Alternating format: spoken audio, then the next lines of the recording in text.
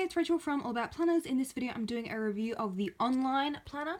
So this is a random brand that I found in a cheap shop called TEDi, T-E-D-I, when I was in Frankfurt in Germany. So if you want to look up the brand, there is the web address. It looks like you might be able to get in other countries, given that it's got the different currencies on there. Anyway, this one was only €3. So they had a couple of different covers, but a lot of them were floral, which I'm not really a fan of. So I opted for this giraffe, which is kind of a random pattern on it. Now it is an 18-month planner, so for €3 that is super cheap. So the page size is about A5. It's around about 5.5 inches wide by about 8.5 inches high. It's just got this soft cover, as you can see, kind of like this bendy cardstock. So it's quite light. Now, even though it's 18 months, it's not that thick, probably again due to that cover. I'd say it's only a bit more than about 1.5 centimeters thick with the glue binding. Now let's have a look at the inside. So the reason I wanted to get this planner is that it reminded me of a cross between like a bullet journal and then an actual planner. So I know a lot of bullet journals have like this really pretty cursive font that people do with calligraphy. So if you have tried and failed, that's me, then I prefer just when it's already got like the calligraphy on it, because I know that I can never write that pretty. So this one is already like done for you. It's got done for you weekly layouts, but there is still the dot grid in there. So I think this is one of the best hybrid planner / bullet journal that I've come across. Really like this different annual overview page too, with the little dates at a glance and then everything sort of like staggered. It's just the whole thing about this is a bit more creative than some of the other planners that I've seen, which all tend to kind of look the same after a while with similar layouts. So you still got that kind of hand-drawn effect that you would get if you were doing an actual bullet journal, but obviously it's printed already for you. So you've got a student plan timetable.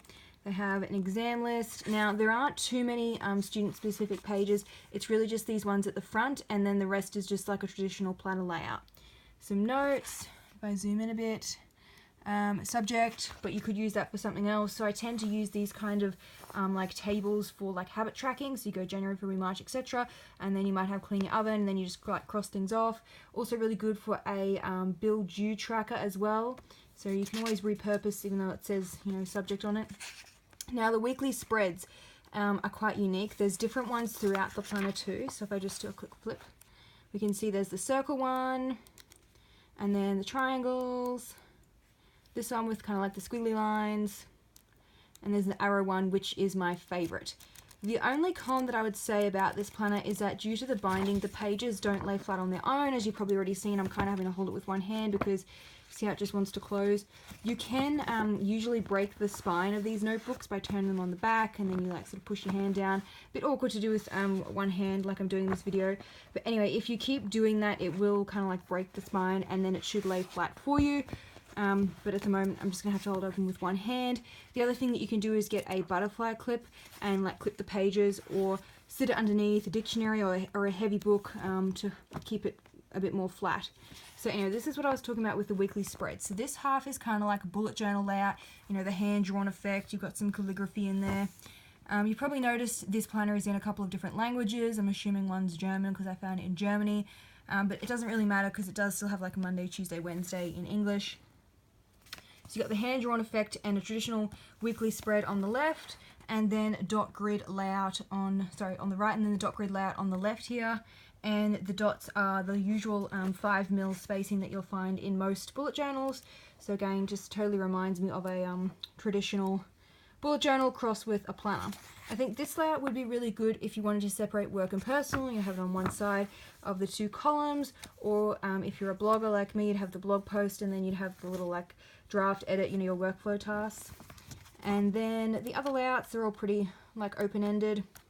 As you could see then when I'm flicking, when the week ends, it just has this blank space, so you kind of get a bit of bonus space to plan. It might annoy some people having only like 2 days of the week and then the rest are on the other calendar, but up to you. You could always just, you know, add in those days back on that same spread. I know that plum paper planner sort of repeats the days, and some people don't like that, so I mean, it's kind of like just adapted to suit whatever you like.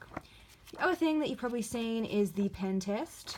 that I did. So the paper, for being €3, I wasn't expecting much, and yeah, the paper kind of reflects that. It's not very thick. As you can see, there's quite a bit of ghosting. There's some bleed through for the marker pens and the Mambi stamps as per usual. I would not recommend using highlighters. As you can see, they pretty much all show through. The Stabilo Boss and my Faber-Castell were probably the best. Like, go for pastel colors and they won't show through as much, but really I would probably just use the ballpoint pen because they don't tend to bleed through as much.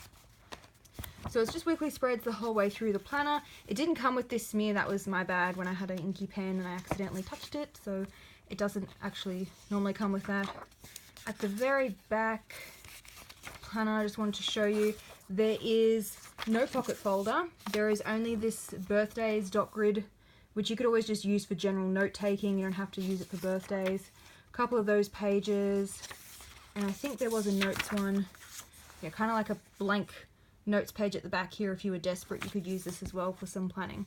So that's it for this review. This was the online planner from TEDi, T-E-D-I, and I will have that link below to the rest of the stationery that I got on this recent trip to Europe. If you want to have a look, that link will be below. Don't forget to subscribe because I am doing like individual review videos for each of them. It was just too much to try and put in one video. So don't forget to subscribe if you want to be notified when those reviews go live on my channel.